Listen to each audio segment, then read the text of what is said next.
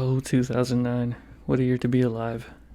Hip hop was still polished, and the airwaves were full of love and party anthems.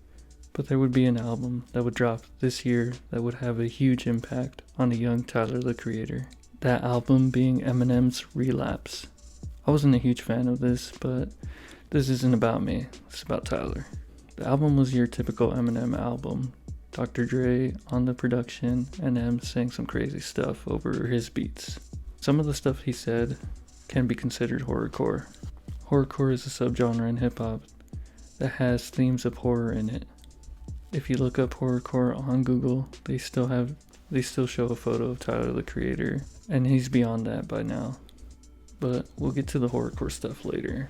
The biggest song during this time in hip hop would have to be Bedrock by Young Money and Jamie Foxx Blame featuring T-Pain. I remember hearing these songs all the time on the radio. I mean, I didn't hate them. Until this day I can get down to them. They actually still play these songs in the club every now and then. What can I say? I live in a small town where time seems to stay still. But we gotta go back to 2008. Tyler had already gained a little buzz when he and Odd Future dropped the Odd Future tapes. At this time, there were only a couple of members in Odd Future: Casey Veggies, Haji Beats, Left Brain, Jasper the Dolphin, and the Super 3. Tyler was on a couple of songs on Casey's Veggies album, Customized Greatly tape. Haji Beats would drop the Denna tape, being the first solo act to drop a tape for Odd Future. Then, on December 25th, 2009, Tyler would give us all a gift and drop Bastard. Right off the bat, Tyler started the tape offsetting a rebellious punk skater attitude, dissing Two Dope Boys and Not Right. At this time, blogs were pretty important to get your name out, and these two blogs were the biggest.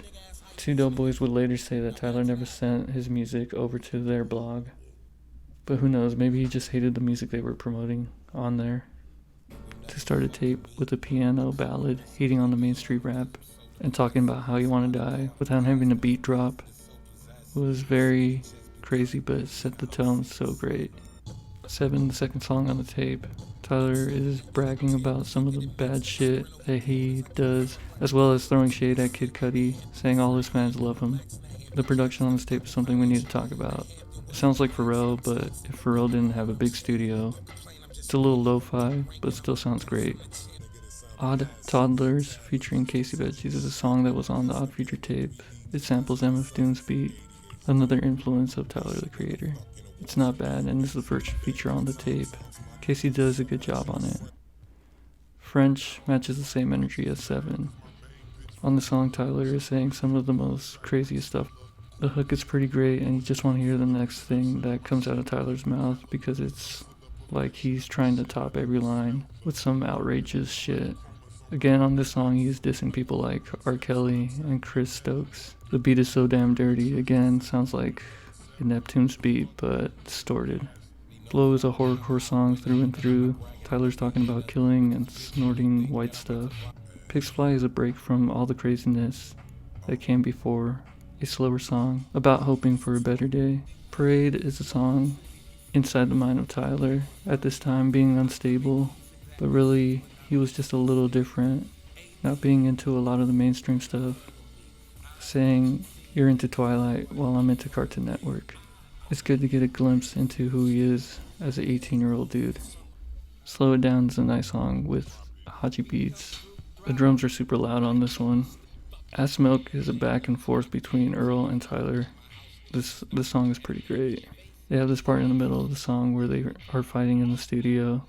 It's pretty cool. It's like two brothers fighting. The lyrics once again are very dark, and it feels like they're both trying to top each other. Pause. BCR/Wheels is my favorite beat. BCR is such a great instrumental. The chords and the progression on it is very cool. Sessions introduces us to Mike G. The beat is great. It's very chill. Love the drums on this one. Sounds like some lo-fi jazz music. Sarah is definitely one of the most disturbing songs on this album. That's all I'm gonna say about that. Jack and the Beanstalk is awesome. I love when Tyler is on his bragging bag, and there's no other song on this tape that does it better than this one. There's a Jay-Z sample, and it's really good. He even has a bridge part on it. Tina is just a crazy song. Tyler, Jasper, and Taco having fun over a freaking insane synth out beat. And then he ends it with Inglorious. Not only is it a great instrumental, but lyrically Tyler gets very vulnerable, talking about his issues with his father. During all these songs, he is having a conversation with a therapist to sort of tie the whole thing together. To me, this mixtape is a classic because not many artists in the mainstream other than Eminem would diss major figures in the music industry. Hell, not even a lot of artists in the underground would do this. Plus, Tyler would keep mentioning Supreme, which in 2009 wasn't as big as it is now. Actually, Tyler was the first artist that I knew who was saying they were wearing Supreme. His production on the album wasn't professional at all, which helped with his message to his fans, which was that you can do this yourself. It was a breath of fresh air of what was happening at the time, which was all about partying and fucking bitches. Tyler really showed us that you can just goof off and be wild and skateboard and still be cool. Tyler's influence is deep nowadays, but this tape really did put him on the map. I believe the video to French is what landed him Clancy as a manager who would help his career insanely. If you haven't checked out Bastard, go and check that out.